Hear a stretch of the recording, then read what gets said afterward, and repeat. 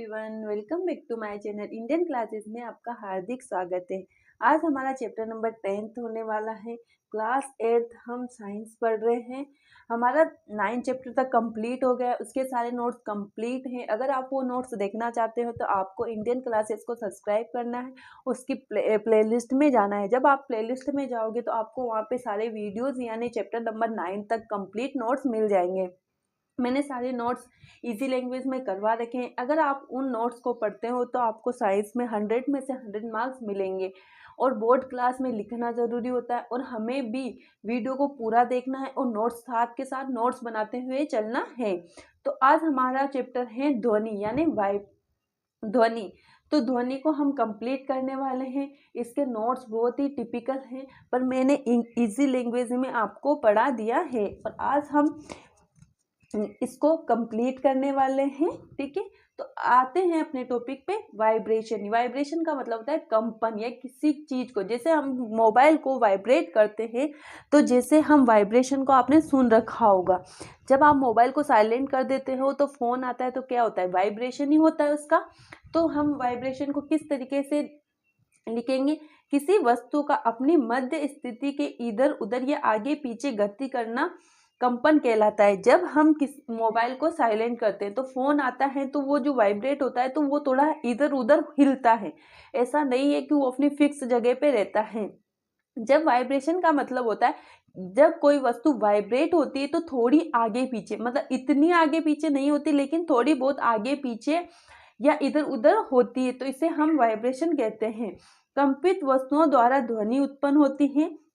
जब phone vibrate होता है तो हमें पता चल जाता है कि फोन आ रहा है, क्योंकि वो ध्वनि उत्पन्न करता है। रबर को पेंसिल बॉक्स पर इस प्रकार चढ़ाना है कि किनारों पर 2 पेंसिल हो। अब रबर को बीच, इसका हम प्रयोग करके देख रहे हैं। ये हमारा प्रयोग है।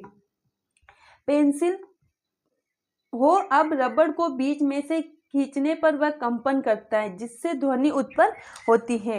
यहाँ पे एक पेंसिल ले ली है ना, यहाँ पे एक पेंसिल ले ली और यहाँ पे एक पेंसिल ले ली। मैंने इसको रबड़ को इस तरीके से बांध दिया। अगर मैं इसको खींचती हूँ, इस रबड़ को मैं खींचती हूँ तो वो वाइब्रेट होगा और ध्वनि उत्पन्न करेगा। ठीक है, कंपन करेगा। धातु की थाली में कुछ जल डालकर उसे चम्मच से आघात करने पर जल में तरंगे उत्पन्न होती है जो एक प्रकार का कंपन होता है।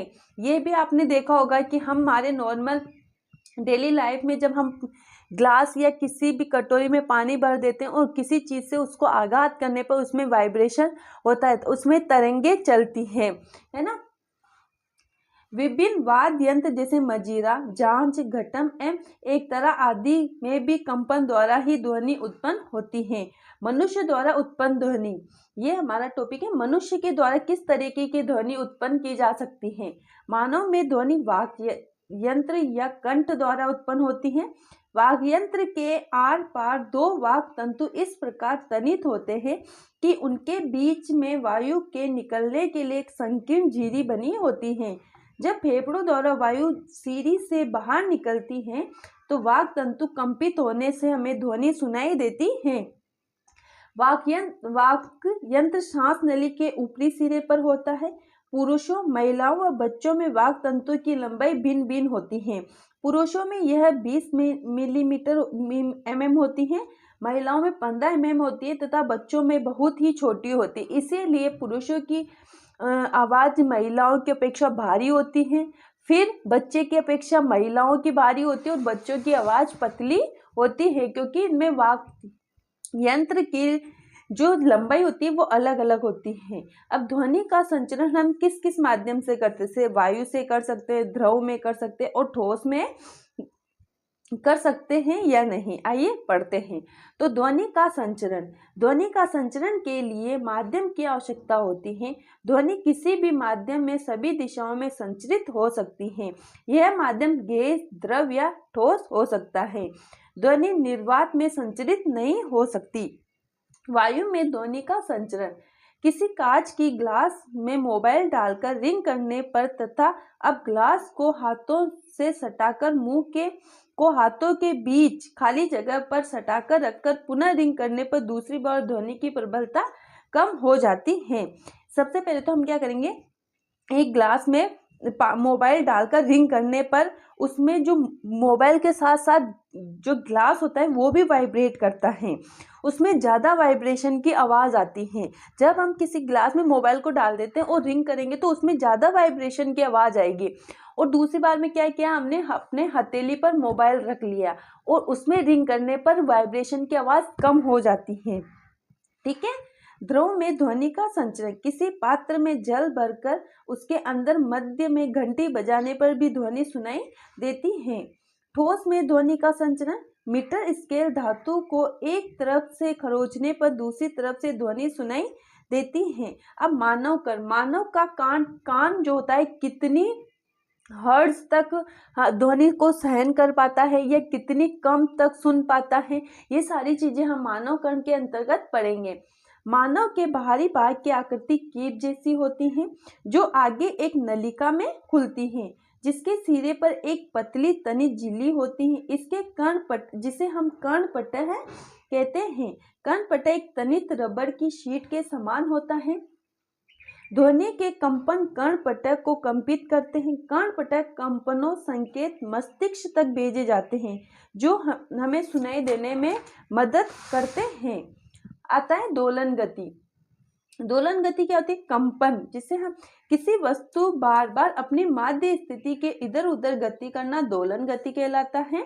दोलन गति का मतलब होता है किसी चीज का, मतलब यानी मैंने यहाँ पे एक चीज बांधी, ये हमारा ये चीज, अब इसका या तो इधर जाना या बार बार इधर जाना, ये इस चीज का या तो इधर जाना और इधर जाना, ये कौन सी गति होगी? दोलन गति होती है।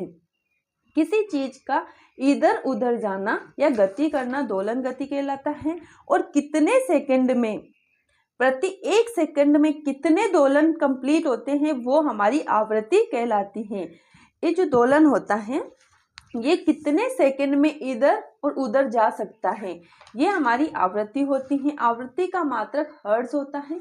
आवर्तकाल, एक कंपन में लगा समय आवर्तकाल कहलाता है। आवर्तकाल का मात्रक सेकंड होता है, यानी 1/, आवृत्ति और टाइम समय बटा दोलन।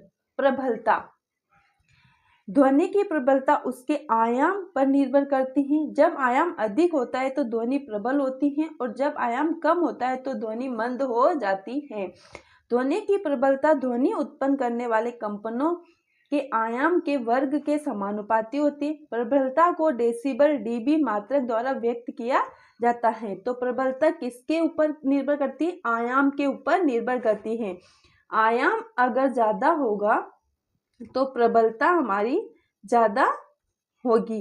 ठीक है, तो हम आज यहीं तक करेंगे। पार्ट 2 हम अगले वीडियो में कवर करने वाले हैं। तब तक आपको वीडियो को देखना है, नोट्स बनाना है।